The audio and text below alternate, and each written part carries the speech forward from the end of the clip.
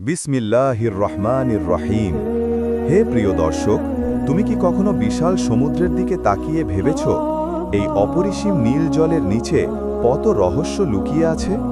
তরঙ্গের পর তরঙ্গ যখন তীর ভাঙে, তখন কি মনে হয় না কেউ তো আছে যিনি এসবকে সীমার মধ্যে বেঁধে রেখেছেন? আল্লাহ সুবহানাহু ওয়া তাআলা কোরআনে বহু জায়গায় সমুদ্রের কথা বলেছেন, যেন মানুষ তার সৃষ্টি সম্পর্কে চিন্তা করে।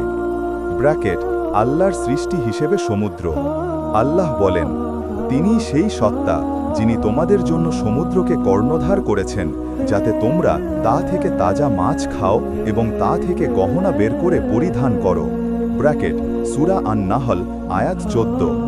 অর্থাৎ সমুদ্র শুধু পানি নয়, এটি মানুষের জীবিকার উৎস।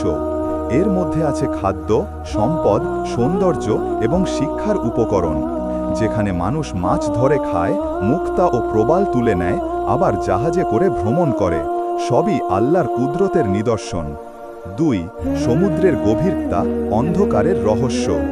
আল্লাহ বলেন, অথবা তার উদাহরণ এমন এক গভীর সমুদ্রের মতো, যাকে ঢেকে রেখেছে ঢেউয়ের পর ঢেউ, তার ওপর আবার মেঘ, অন্ধকারের ওপর অন্ধকার। যখন কেউ হাত বের করে, সে সেটি পর্যন্ত দেখতে পায় না। সূরা নূর আয়াত 40। এই আয়াতে আল্লাহ সমুদ্রের গভীরতার বর্ণনা দিয়েছেন এমনভাবে, যা আজকের বিজ্ঞানও ব্যাখ্যা করতে পারে।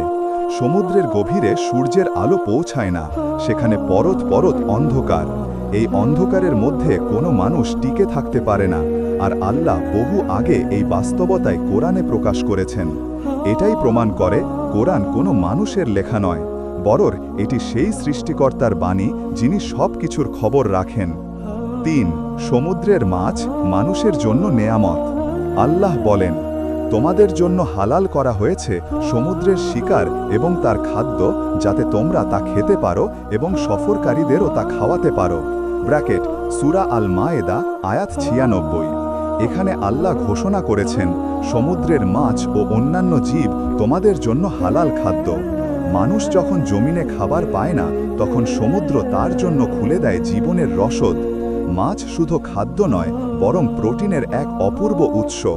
এটাই আল্লাহর রহমত, যিনি সমুদ্রের অন্ধকারে এমন সব প্রাণ সৃষ্টি করেছেন যেগুলো আজও মানুষ পুরোপুরি জানতে পারেনি।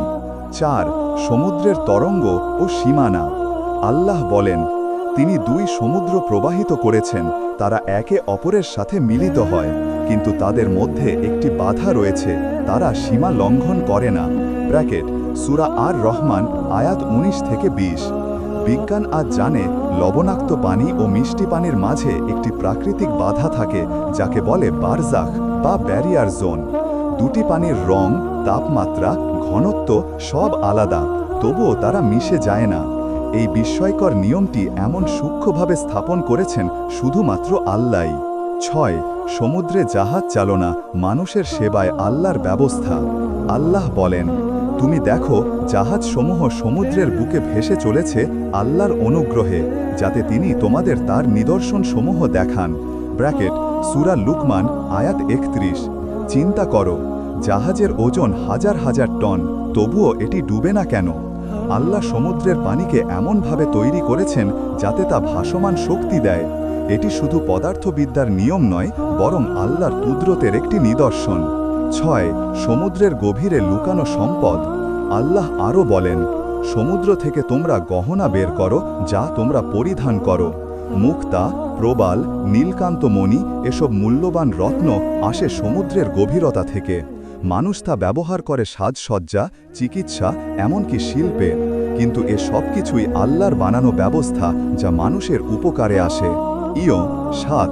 সমুদ্র ও পৃথিবীর ভারসাম্য। কোরআনে আল্লাহ বলেন, তিনি পৃথিবীতে ভারসাম্য স্থাপন করেছেন, যাতে তোমরা সীমা লঙ্ঘন না করো। সূরা আর রহমান আয়াত 7 থেকে 8।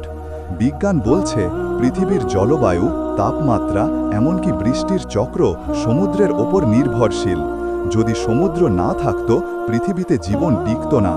এভাবে আল্লাহ সমুদ্রকে পৃথিবীর ভারসাম্যের রক্ষক বানিয়েছেন। 8. মানুষের জন্য শিক্ষা। আল্লাহ বলেন, আকাশমণ্ডল ও পৃথিবীর সৃষ্টি এবং রাত ও দিনের পরিবর্তনে রয়েছে নিদর্শন বুদ্ধিমানদের জন্য। ব্র্যাকেট সূরা আলে ইমরান আয়াত 190। সমুদ্রের প্রতিটি ঢেউ আমাদের শিক্ষা দেয়, মানুষ যত বড়ই হোক না কেন সে স্রষ্টার সামনে ক্ষুদ্র।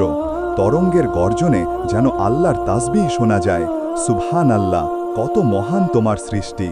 প্রিয় ভাই ও বোনেরা, সমুদ্র আমাদের শেখায় আল্লাহর রহমত যেমন অসীম তেমনই গভীর। যেমন সমুদ্রের পানি শেষ হয় না, তেমনি আল্লাহর দয়া ও ক্ষমাও সীমাহীন। তাই যখনই তুমি সমুদ্র দেখবে, মনে রেখো এর প্রতিটি ঢেউ, প্রতিটি মাছ, প্রতিটি মুক্তা আল্লাহর একটি নিদর্শন। তুমি যেন সেই নিদর্শন দেখে কৃতজ্ঞ হও, চিন্তা করো আর তার দিকে ফিরে যাও। তোমরা কি আল্লাহর সৃষ্টির দিকে দৃষ্টি দাও না? ব্র্যাকেট সূরা লুকমান আয়াত 11। শিক্ষা: এই সমুদ্র আমাদের শেখায়, যিনি পানি থেকে পাহাড় বানিয়েছেন, অন্ধকারে আলো দিয়েছেন, তিনিই আল্লাহ, সৃষ্টিকর্তা, পালনকর্তা, সর্বশক্তিমান। সুবহান আল্লাহ, আলহামদুলিল্লাহ, আল্লাহু আকবার। তো প্রিয় বন্ধুরা, ভিডিও ভালো লাগলে লাইক, সাবস্ক্রাইব করে পাশে থাকবেন।